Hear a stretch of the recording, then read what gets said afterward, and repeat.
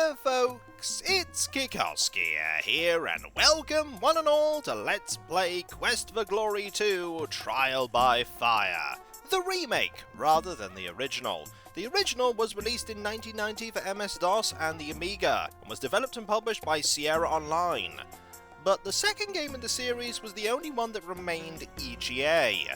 Step in AGD Interactive, who made the remake using the Adventure Game Studio engine, and they put it out in 2008. Not only that, this is a remake that had the blessing of Sierra Online, converting the game into a VGA experience, and it's widely considered to be an exceptionally good fan remake.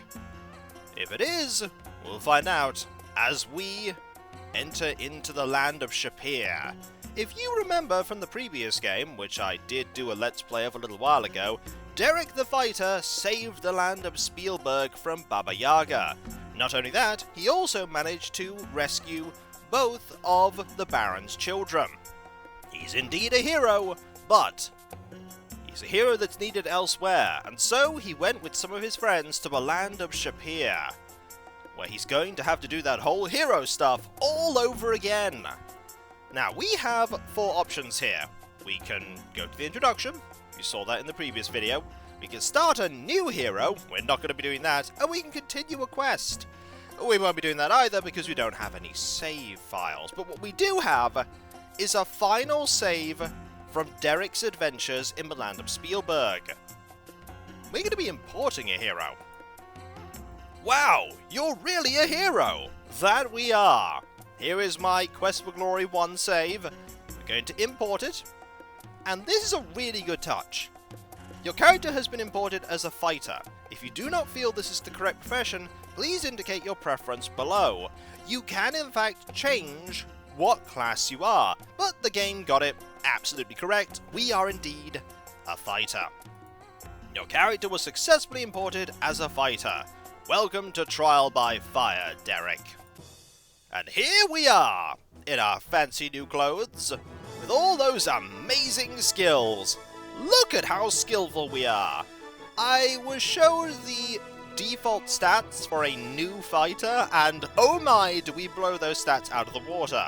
100 strength, 100 agility, 100 vitality, 100 luck, 72 intelligence, a byproduct of going through the game, 100 weapon use, 100 parry, 100 dodge, 100 throwing, and 100 climbing, with 100 stamina and 100 health. Now, in the original, you did not get any points when you imported a character, as far as I know. But in the remake, you get 25 points. And I could put them anywhere. I could even put them in a skill that I have no proficiency in, like magic, or stealth, or pick blocks, but we're a fighter, we're staying true to our profession, and I'm going to put these points into luck. I've been told that luck is one of the slowest skills to raise, and I dare say that Derek is a rather lucky person, what with being a hero. So, 100 in all of our stats, except 72 intelligence and 125 luck. Let us start, shall we? Quest for Glory 2 offers multiple conversation and alleyway systems to the player. Please select your preferences before starting. Ooh.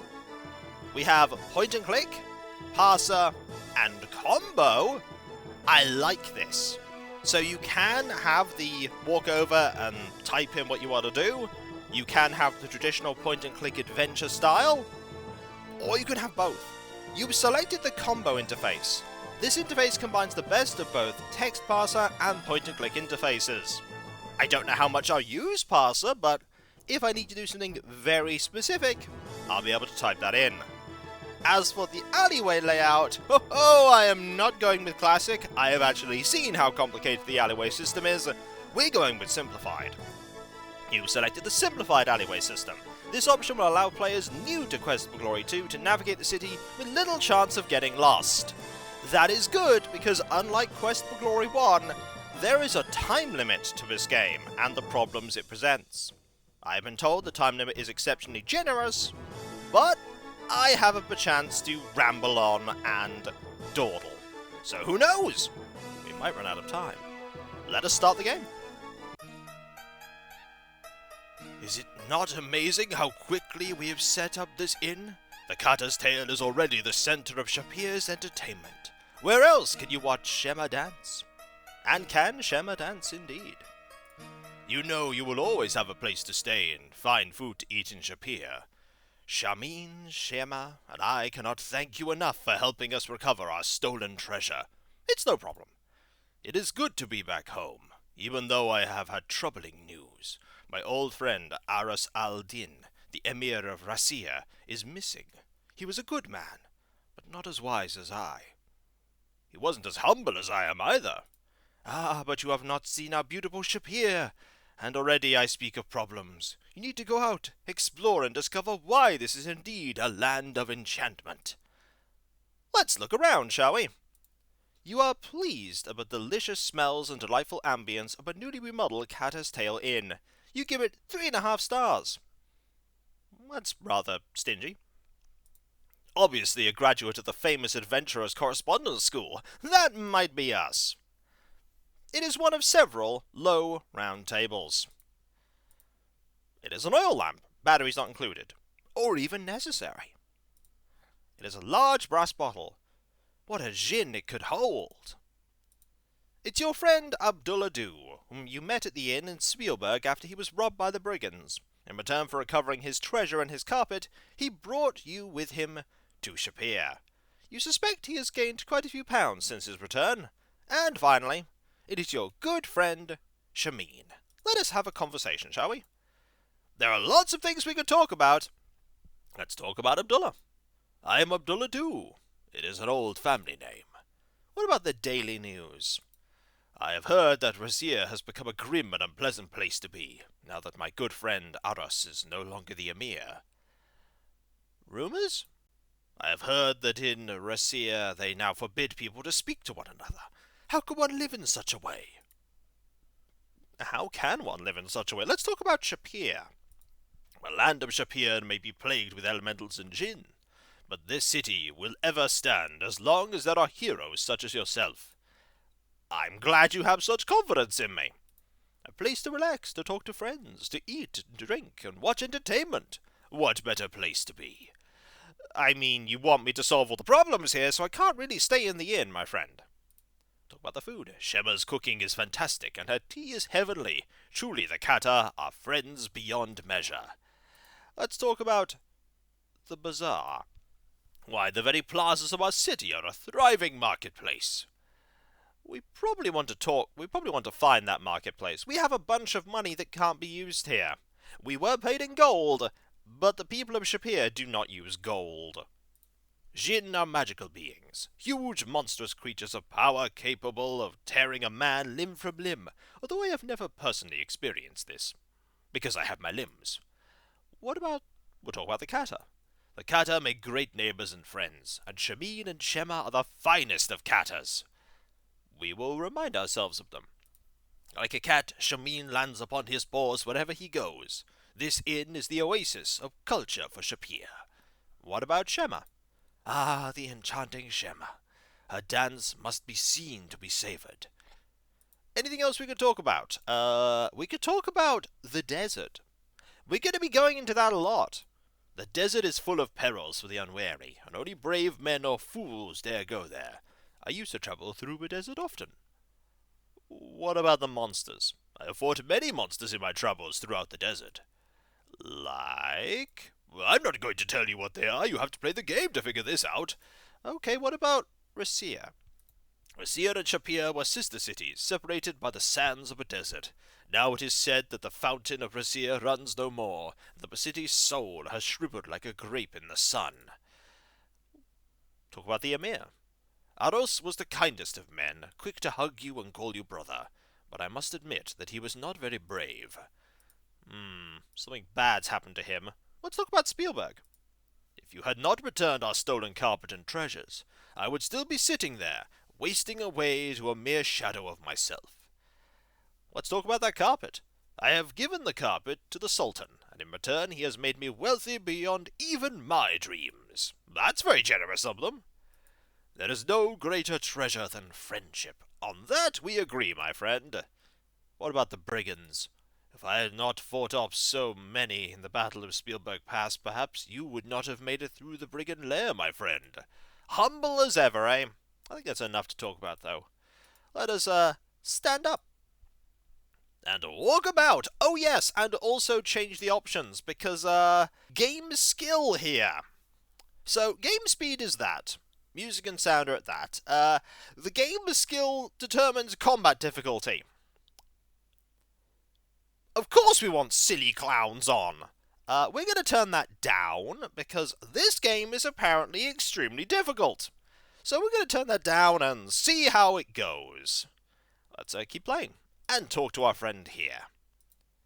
Hello. How are you doing? Shamin, in the tongue of my kindred, means he of the lion.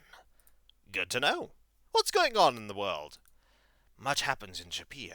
What would you have me tell you about, hero friend? Any rumors? I have heard that the armies the Sultan sent to Rassia were destroyed by a great wind.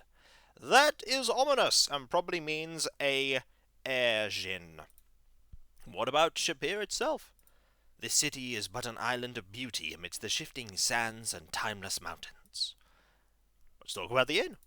This is truly what an inn should be, the center of all. With Shima to dance, and the poet Omar to entertain, there will always be something of interest here.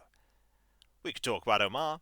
Poetry is revered in this land. The words of the poet Omar speak both to the heart and to the mind. What about dancing? When Shima dances, fires awaken. At least for Kata.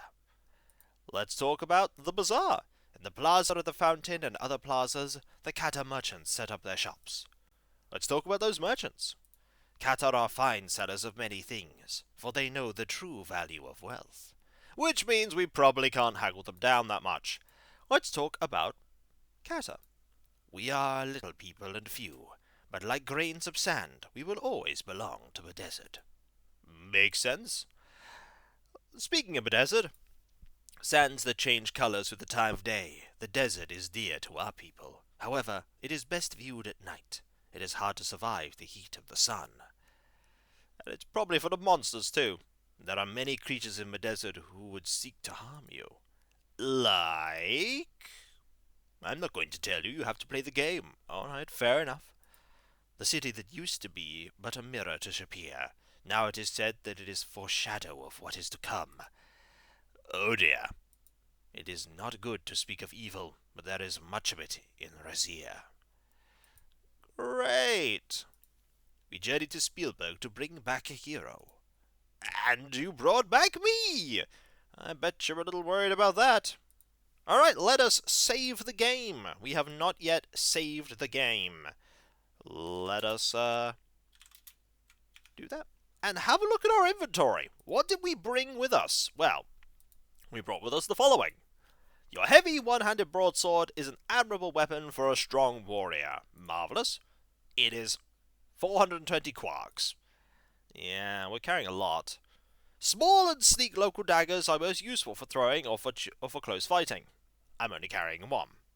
I'm not even sure I was carrying a dagger, but there we go. Your shield is made of hardwood and iron. It is both strong and heavy. Oh, it is heavy. Your chainmail armor is quite effective for protection, but it is very heavy. 2,100 quarks. Your leather water skin is crucial adventuring equipment in the desert. You're carrying one full water skin. Yeah, we're going to need a lot more of them. Standard adventuring rations. You're carrying 5. Collective weight of your rations is 100 quarks. And 315 golden coins from the land of Spielberg. You have 0 golden dinars and 0 brass centimes. The weight of your purse is 320 quarks. Yeah, we're going to need to solve that money problem because we should try and talk to this pot. People generally don't have a high opinion of drunkards talking to their bottle, but they hold sober ones in even lower esteem. Doesn't say much. No shit in this one. Darn it! Alright, let's go out of the building. This indicates an exit. And we'll look around this bazaar. You, stranger! You're just in luck. I got everything you need right here.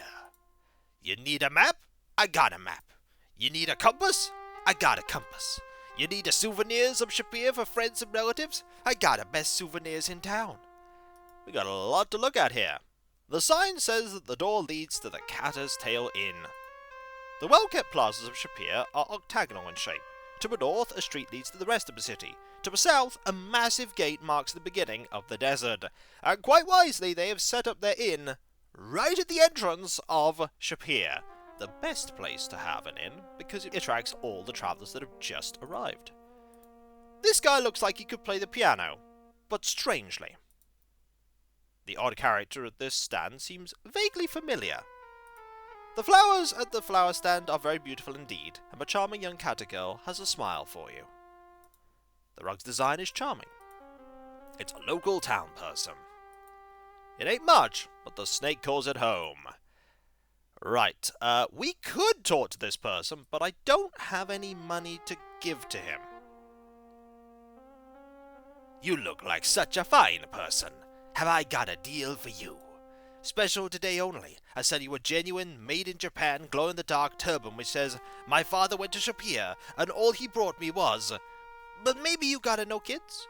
Then what do you want is what I gotta right here. A Shapir in a bottle. You shake it, and you see Shapir in a sandstorm. I sell it just for you, for only twice what it's worth. Let's talk about your name. My name is Alichika. How you doing? My name? Yep, that's it. What's going on in the land of Shapir? You gotta ask me questions, you gotta buy what I sell. I no make a living off of answers. Well, what rumors are there in the city? I heard that there was a stranger in town who asks a lot of questions. That might be me. Let's talk about merchant. I sell you what you need. What more can you want? The price. The price? The map is 100 centimes. The price? A compass is 100 centimes. I don't have any money. The stand. This is the finest souvenir stand in town. I personally guarantee it. This is also the only souvenir stand in town.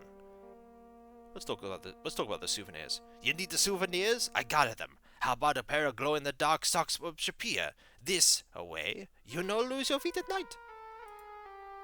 What about... Let's talk about Shapir. This is a nicer town, a nicer land. What about the inn? You need a map to find it. Yeah, I can't buy it because I don't have the money. I'm gonna have to find somewhere to exchange that money. The way to the fountain? Take the road, Junub Tarik. Keep going until you get wet. Then you find the fountain. Junub Tarik. Talk about the desert. Isn't that where you take ice cream and put a whipped cream and fudge on the top? No, that's dessert. Talk about Bazaar. I understand the sightseeing business is not too good there. Alright. I suppose we're going to have to head into the maze of everything. And that's going to be tricky. So let's go north. What's the matter, you? You no like a deal when you see it? Look, I don't know where I'm going. It's a door, no doubt about it. Plants thrive beneath this residential window. A decorative awning provides shade from the harsh sun. Let's move forward. Yep, Junub Tarik. That's what we're on. So, let's stay on this road. Nothing of interest here. We're going to keep moving forward for now and get horribly lost. Aha! This is where we need to be. Plaza of the Fountain. What do we have here? A sign of the mortar and pestle usually indicates the entrance to an apothecary, and it likely does. Tosha is the local pottery merchant. Scurry is the local food merchant. Scurry is the local meat merchant. Interesting. But this is not where I'm going to find the money exchanger. And this is a problem, because I need the money exchanger. And when we come back, folks, we will talk to these people and try and find where we can exchange our money. Don't mind me, sorry. Yeah, we have loads of gold coins. They're not worth anything here, except for their weight in gold, which is probably quite valuable. but I imagine people will rip me off if I try to buy things in gold. And when we come back, we will look about, have a chat with people, find the money changer, and hopefully, maybe if we try and buy one of these things, they'll tell us where the money changer is. That's a point. And if you enjoyed this video, don't forget to like, comment, and subscribe if you're not. And if you are subscribed, press that bell for those notifications. And I'll catch you next time, folks. And I'll see you then. Later. At least we found another place of interest. That's something.